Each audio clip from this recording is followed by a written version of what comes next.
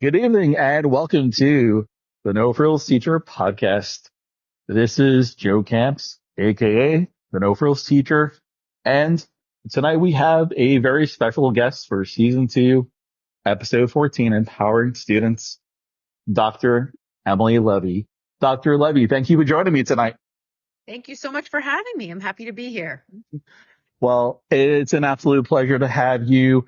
And there's so much that I want to cover and talk about with you, especially the title of tonight's episode, Empowering Students, and then also talking about June being Brain Awareness Month. So with that being said, I was wondering if you gave us a little bit of your background. I know you're an educational expert, author, advocate for students with special education needs. You have your master's degree in special education and your doctorate degrees in education. Performed a 5-year research study on an alternative strategy for teaching reading comprehension to students with learning disabilities, and received a 5th place Westinghouse Science and Talent Award for this research.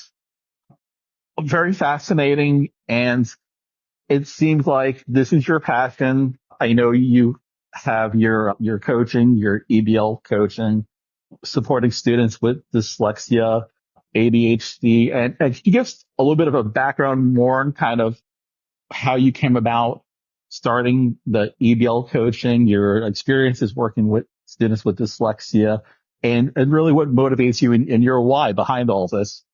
Sure, absolutely. Well, to date back a little bit, I actually grew up in the field of special education. My mother was the founder of a school for students with learning disabilities down in South Florida, which is where I grew up. So I spent so much of my childhood working at her school, observing students, observing teachers, and really seeing how life-changing it could be for children to receive the right support, the right methodologies to build their core academic skills. So that was very enlightening for me, really as a young child. But of course, as a older teenager entering college, I felt like I wanted to carve my own path. So I went to Brown University. And then I decided to pursue finance of all things for a few years. And during that journey, I pretty quickly realized that it wasn't my calling. And I remembered just how rewarding and how gratifying the field of education was. So I ended up getting my master's degree in special education and, as you know, my doctorate in education. And I just very slowly and organically started to grow what is now EBL coaching. I began tutoring students myself who had special education needs in my little apartment in New York City, and then eventually grew a larger office space and continued to expand the program. And we now have an amazing team of specialists who specialize in providing one-on-one tutoring to students who have special education needs, both in person in the New York and New Jersey areas, and virtually really worldwide at this point. So it's been really rewarding and really exciting. That is remarkable to go from something small like that and to see it grow, to have that many students that you support. And like you said, not just in person, but virtually. Now, the students that are supported through the EBL coaching, are they all students with different needs? Are they students that have dyslexia, a mixed ADHD, gen ed students, just as a mixed bag, whoever needs services, or do you specialize in certain areas? Well, our specialty really is helping students who have special education needs. So students with dyslexia, dyscalculia, dysgraphia, ADHD, autism, executive functioning challenges, speech and language challenges, and then also students who may not necessarily have a diagnosis, but who struggle with an academic skill like reading or a set of skills like reading and writing or reading and math. So that's really what we specialize. That's the population we specialize in helping. That's wonderful. And we talk about empowering students, and that's the title of this episode for the podcast, Empowering Students.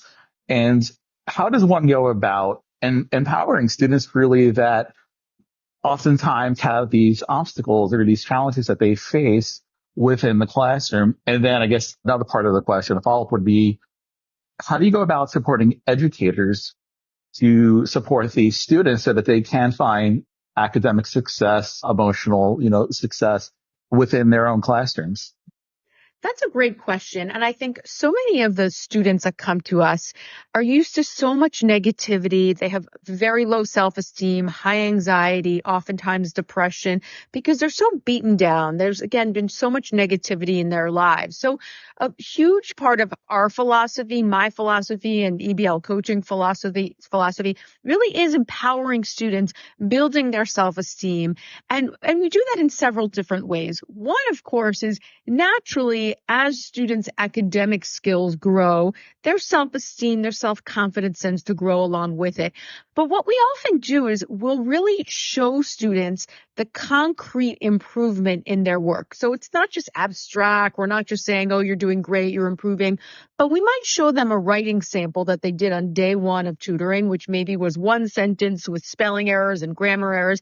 And then 3 months later, we'll show them a complete paragraph that they wrote on their own and show them the difference and really empower them with the change. This is what you did 3 months ago. Look at what you're doing now. You really should feel so accomplished and so proud of yourself. So really showing them concrete examples of their improvement often really builds their self-esteem. And then the other piece is really finding areas of strength for them. So if they struggle with reading, let's say a child has dyslexia and really struggles to read, but they're an unbelievable artist.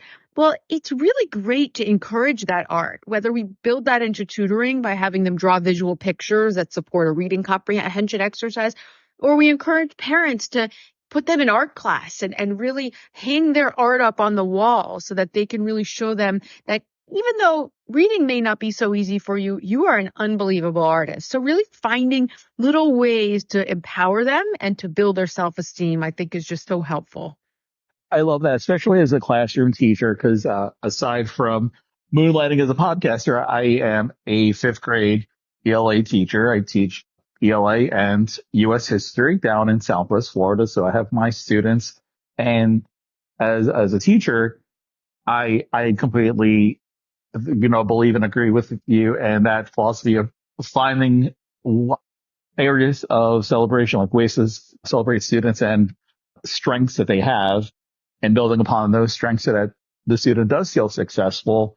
And then, like, to kind of working it in with some of the academic areas and the skills and the abilities that they continue to, to improve upon. Now, would you be able to, or can you touch on you did a 5-year research study on an alternative strategy for teaching reading comprehension. Would you be able to give us a little bit more information on that? How did that go about, and what were your findings over these 5 years of research? Sure. So my research was based on using an alternative strategy to help students with learning disabilities develop their reading comprehension skills.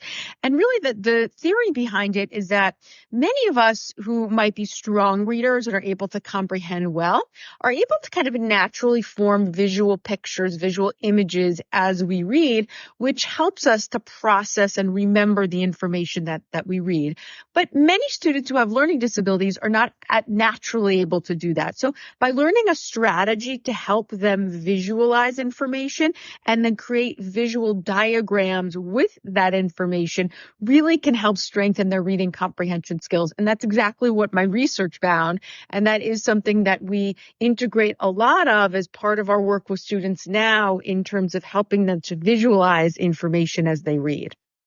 Now, have you ever encountered, and once again, I'll just speak from personal experience, and I'd love to know your thoughts on this and your perspective, students in the classroom that are undiagnosed, or students in the classroom that are diagnosed, let's just say ADHD, students are struggling, or the teacher is struggling in the classroom to find ways to support the student for whatever reason, and they conference with the parents or, guardians, family, whomever, and there's the discussion comes up of medication. Right? And I'm just, curious to see kind of what your stance is on this.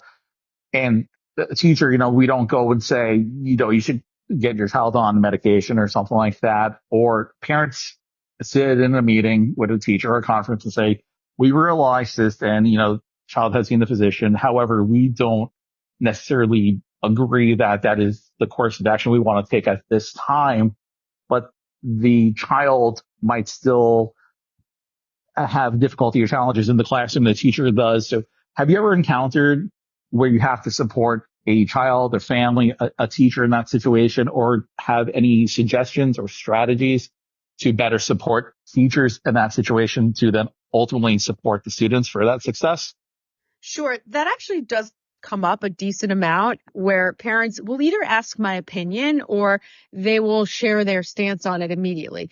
For example, many parents will call me and say, my child has ADHD. I am adamantly against medication. I only want to try strategies.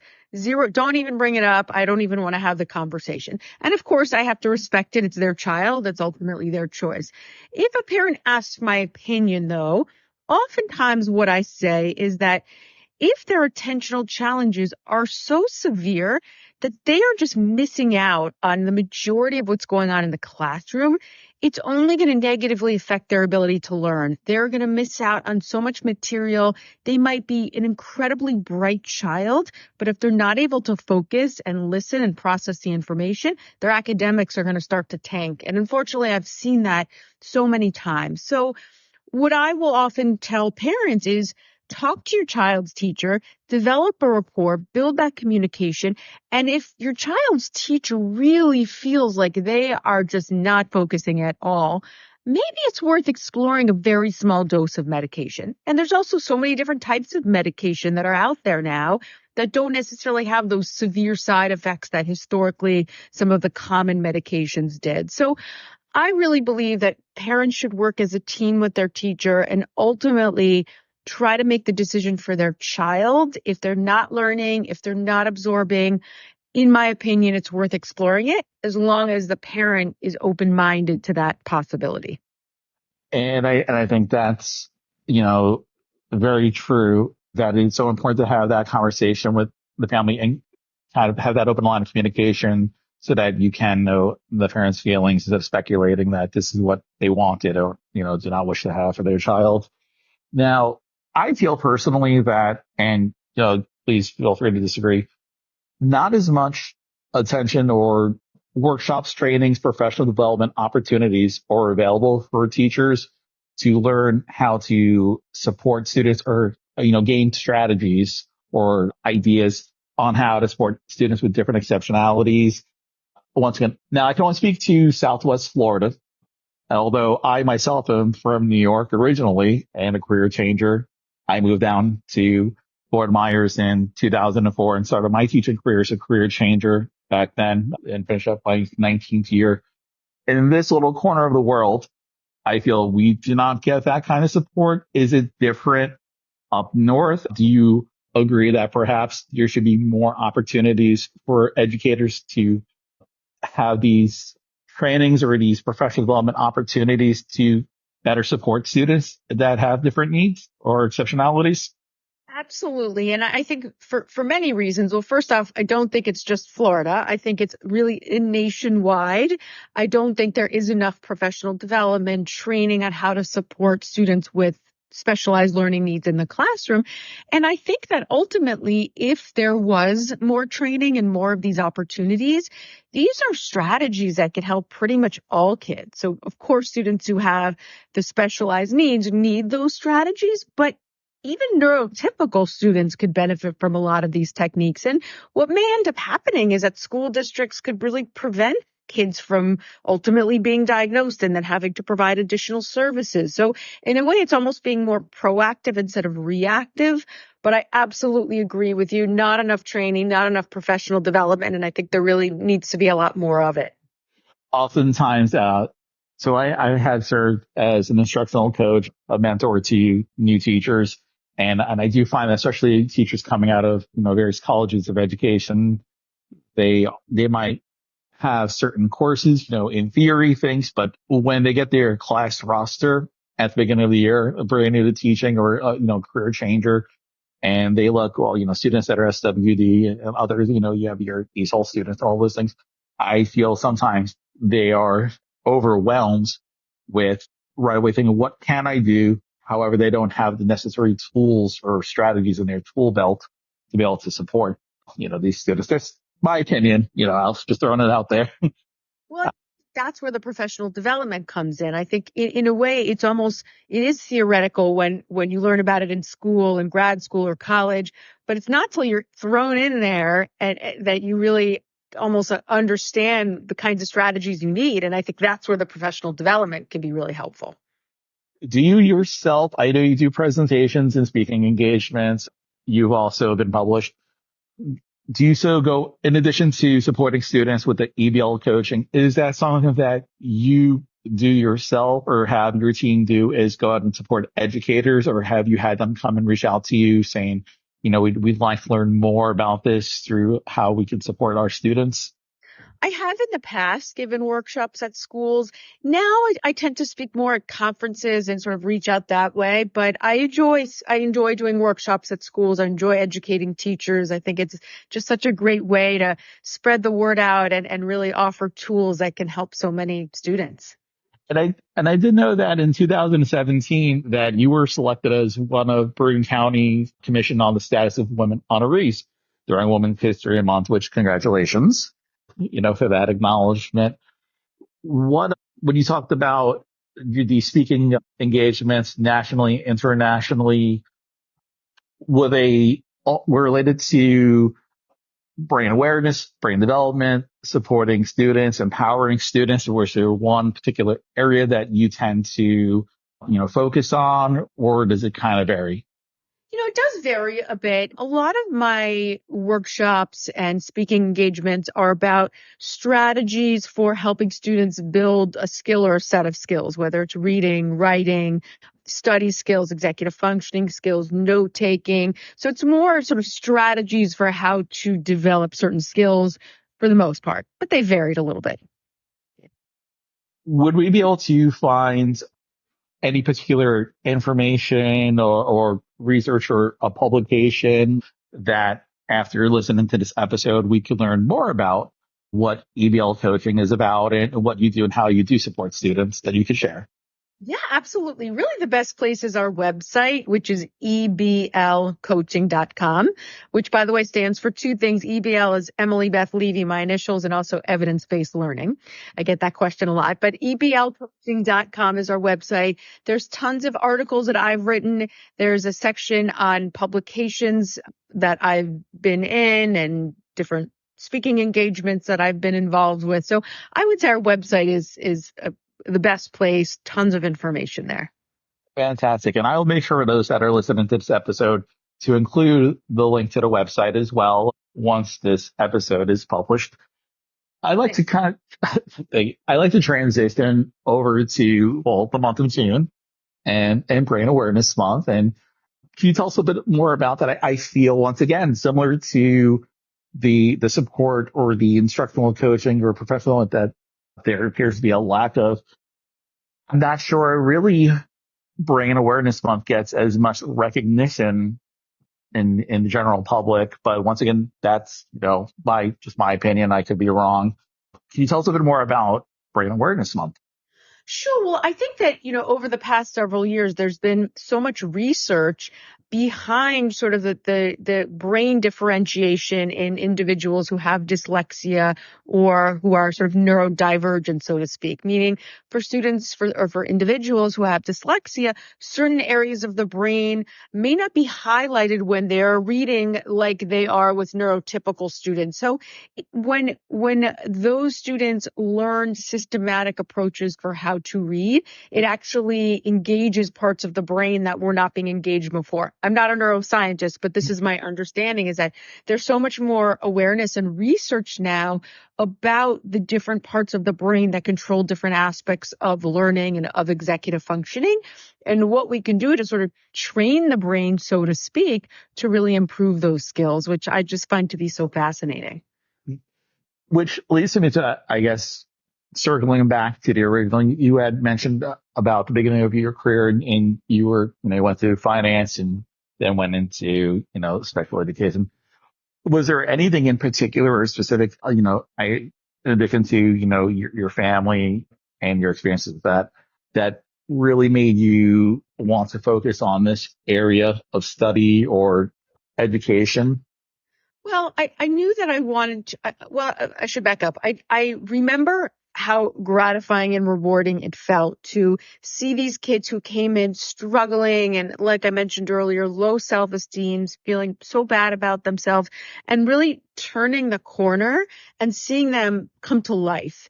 And that was something I knew that I craved when I was in a different industry in finance, which was, by the way, I learned a lot from that experience, and I don't have any regrets in my journey, but it made me realize that it wasn't personally gratifying for me and that I wanted to be engaged in a field where I could truly help people and change the lives of these kids that are struggling so much. And there's so many of them out there that really need the support. So I think that's really what drew me back into it. As a career changer, I can definitely relate to the same thing. My prior career before being an educator was in communications and in media back in New York. And it was something that I personally felt was lacking. Maybe it was purpose or what you may call it. And it was I went into the field of education that I got that gratification of knowing that, hey, I'm able to make a difference. I'm able to help these students in some small way, perhaps have some sort of impact, positive impact on their lives. And ultimately they have had an impact on my life as well. Absolutely. I feel the same way. It's rewarding for me and it's affected my life in a positive way along with the children. So I completely agree with you. And we clearly have a lot in common between that and the Florida, New York connection. So it is a small world. It really is. So now, Dr. Levy, where do you see education, like the future of education, this profession supporting students? There's constant changes, the introduction or, the implementation of these, AI tool for assistance. And, we have all these things, this wealth of knowledge at our fingertips. Do you see that helping professionals or hindering? What are your thoughts or where do you think this is going? I think that's a great question. I don't think any of us really know where it's going. But what I will say is I think that if AI is used in the right way, it can be a really helpful tool. To give you an example, I'm actually working on a really exciting project where I'm working on developing a writing software program that teaches students a systematic approach for how to write sentences, simple paragraphs, extended paragraphs, and 5-paragraph essays, and that it actually integrates AI just for the scoring piece. So it scores the writing and then it gives the students direct feedback on their writing, what they did well, what they can improve upon, so that the idea is as they use and practice this program, their writing will get better and better. As you know, writing is historically so subjective and it's really there's not really a great objective way to score it or grade it. So I just think that's an example of how we can really use AI to the benefit of children and really to improving their lives rather than just thinking of it as a way to cheat and a way to kind of copy writing that AI generates. So I think it's a matter of how it's used. I love that. I have this big smile on my face while you're saying all that. And here's why. So part of teaching the fifth grade, curriculum, we have our state writing test or the Florida standards and the best standards. So this spring in May, we had the state writing assessment, which was either expository or argumentative. And prior to the state assessment, I myself was using ChatGPT along with the state scoring rubrics for the grades 4 through 6 on scoring my student essays and then providing feedback to my students. And then I was going around and training other teachers in my county and in other counties in the state on how to utilize ChatGPT, where we fed it the state scoring rubric and then the student essays, and it would give us the domains and break down the course and based off of the language of the rubric. And it was remarkable. I felt personally, I was very excited about that, where I was able to not only reduce the amount of time scoring essays, but I still read them and I obviously was aware of the language of the rubric as an educator or professional. And there were times that there's a slight disagreement what I would have perhaps originally scored an essay, but almost on the nose what ChatGPT was scoring these essays. and to see the opportunities for really the engagement and the enhancement of assisting teachers and scoring these essays, I thought personally was remarkable. So I love hearing what you're creating. Thank you. It is really exciting. And I think there are some amazing opportunities that that can come out of using AI. So I think, again, we just have to really use it in the right way. With the EBL coaching, so I believe you said you service over 2,000 students now. Is that correct? Over the years, it's been over 2,000 students. I would say at any given time, it hovers around 200 to 300, but wavers a little bit. But over the course of EBL coaching, definitely over 2,000. And that's remarkable. And is that something with the ABL coaching that is year round? Is it only during the school year? It is year round, and we actually do a lot of work during the summer, which we find to kind of be this great opportune time because we don't have the academic constraints, so to speak, of school. So we can really focus on remediation for the kids who really need it. So to answer your question, absolutely. We do it year round. We even do school breaks and holiday breaks when students are around. So it's definitely year round. Have you found that there's surely what we like to call in the profession, the summer slide with students that perhaps do take summers off that need the support, or is that more of a teacher myth? Oh, 100% there is a summer slide for kids who don't do any learning during the summer.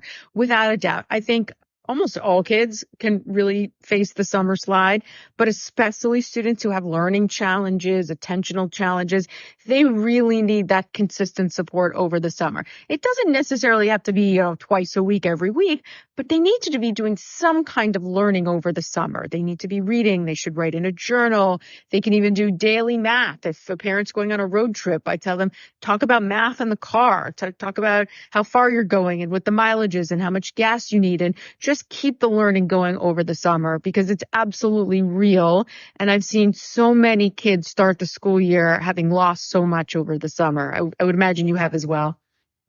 And I have, yes. And you can tell right away when you get the students at the beginning of the school year. Well, for us, it's usually August 10th, and they're still in summer mode, of course, understandably, but it's kind of finding your footing again, and you see things kind of gradually come back over time. But I agree, I do believe there is that summer slide, and it's consistency is key with supporting your children and your students.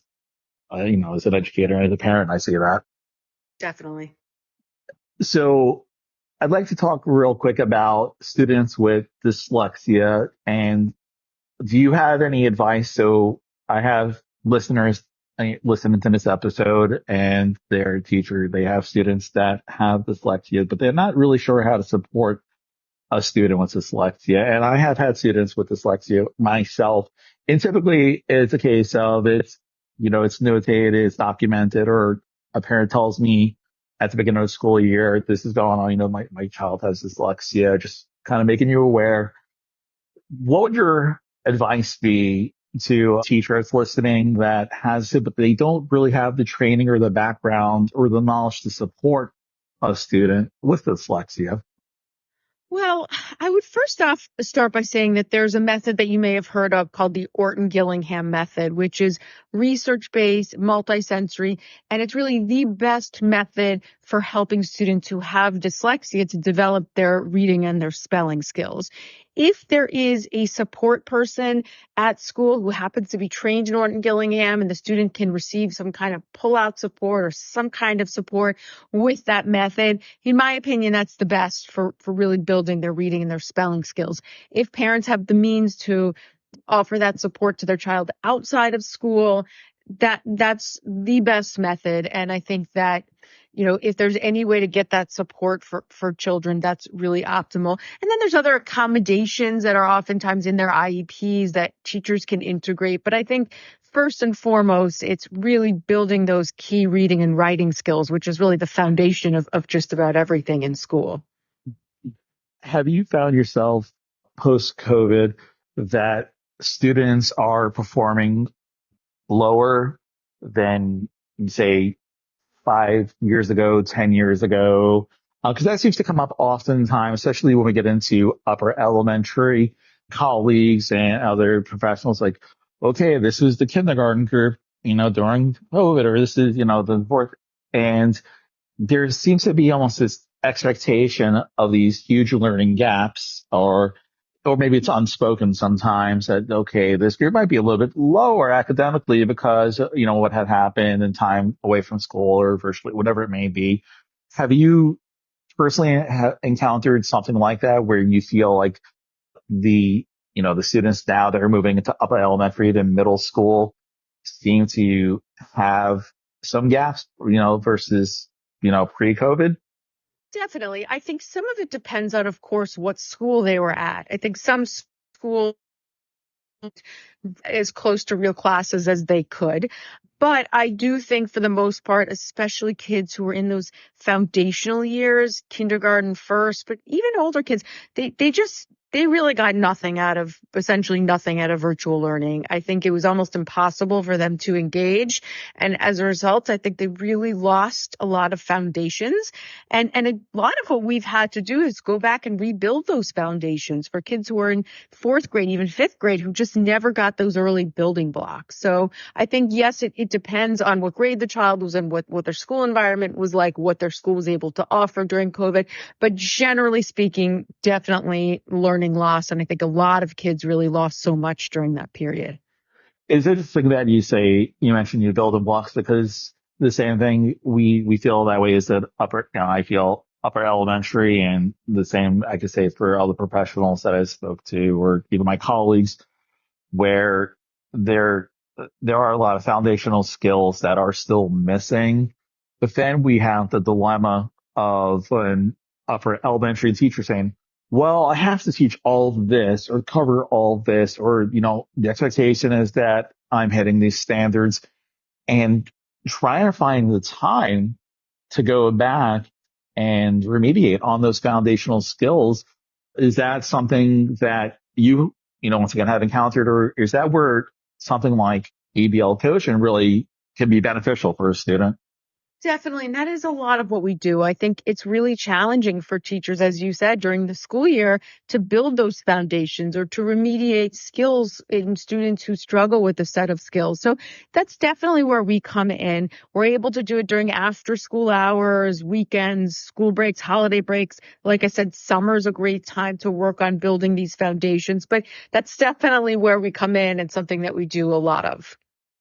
And I think that's so important, because, like, I had just said, and you had mentioned, teachers do struggle with that. There's, upper elementary teachers, middle school teachers, being able to fit in these foundational skills. And we might be able to set aside and dedicate 30 minutes a day, or, 60 minutes, whatever it might be, triple I, when whatever your school may call it, to go back and remediate on some of these. But if you're missing these building blocks of reading and you have this disconnect, you can just see the frustration on the student's face. They are no longer engaged in conversation, participation, and you start to kind of see that gap widen over the course of the school year, which is unfortunate. Yeah, absolutely. Without those foundations, it's very challenging to move forward from there. So where are we going now with EBL coaching? You talked about the writing and the AI, anything else in the works, any upcoming engagements, conferences that we could be looking forward to? Yeah, I mean, I will hopefully be speaking at the Learning Disability Association meeting coming up. I think it's in Orlando, but don't quote me on that. But I'm constantly, attending and being involved with different conferences. Really exciting, really excited about the writing software program. We're hoping to get more schools involved with that and really be able to help more kids. And then really just expanding our reach of the one-on-one tutoring that we do.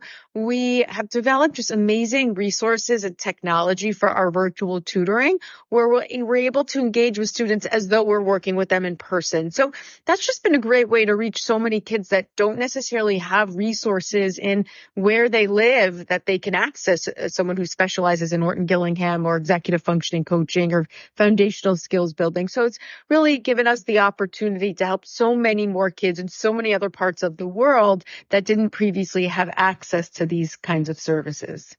So students do not have to be necessarily a resident in New York, the tri-state area, to be able to receive virtual tutoring. Not at all. I just recently had a boy from Singapore that we worked with. We have another one who lives in Belgium. So all over the world, absolutely, they do not need to be a resident of New York, New Jersey.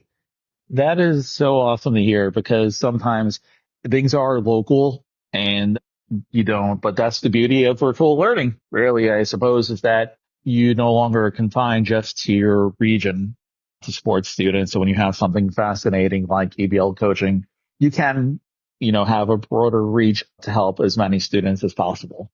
Yes, and one thing I want to say about that is I think coming out of COVID, so many parents have had this negative association with virtual learning in a classroom setting. And what I always tell them is that when it's one-on-one and we can really tailor the instruction and we have the right technology and resources, it's totally different. And it's nothing like that virtual classroom learning where no one really knew what they were doing because we were all in this global pandemic. But it's really can be an amazing and life-changing opportunity to have this one-on-one tutoring in a virtual setting. That's awesome. Now, Dr. Levy, in addition to your website, are you on social media? Is EBL coaching on social media? How else can we find you or how else can others contact you? And aside from the website, or is there a way that, we can follow EBL coaching on social media? Yeah, absolutely. Well, we have a Facebook and Instagram handles under EBL Coaching, where lots of articles I've written and videos and various resources.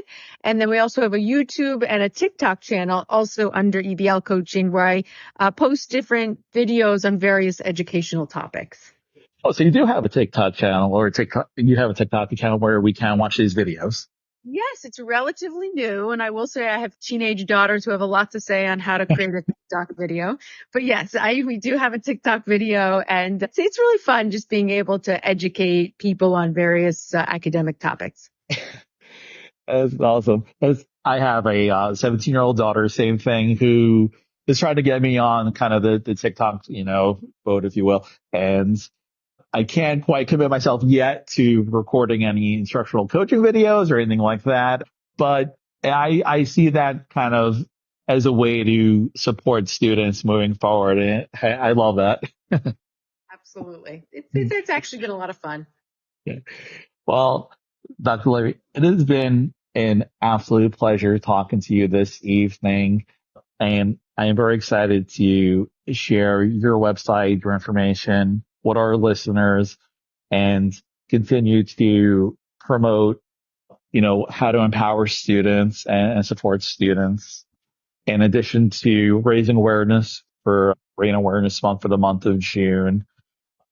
Once again, your time is greatly appreciated. And I really do thank you for spending your evening with us and let us get to know a little bit more about you and what you do and how you do support students and educators. Well, thank you so much for having me. I've really enjoyed this conversation and it's been a pleasure. Of course. Well, once again, this is the No Frills Teacher Podcast, empowering students with my very special guest, Dr. Emily Levy. Once again, you can find her on the web at www.eblcoaching.com. In addition to social media, I will make sure to post those links on the podcast episode description. I'm Joe Campuzaro. This is a No Frills Teacher Podcast. Dr. Levy, have a wonderful evening. Everyone out there listening, you too as well. Thanks so much.